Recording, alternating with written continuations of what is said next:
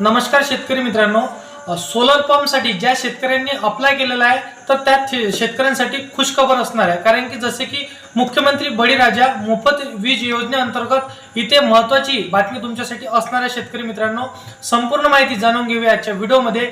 परंतु तुम्ही जर का चॅनलवरती पहिल्यांदा आला असाल तर चॅनलला सबस्क्राइब करून नक्की ठेवा मित्रांनो।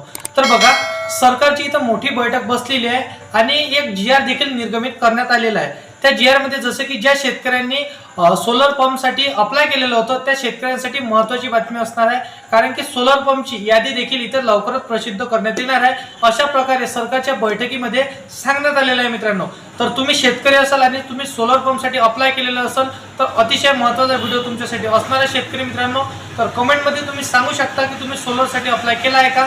आणि त्या बैठकमध्ये जसं की दिवसांनी हे शेतकऱ्यांनी सिंचनसाठी देखील अप्लाय करण्यात आलेलं आहे मित्रांनो।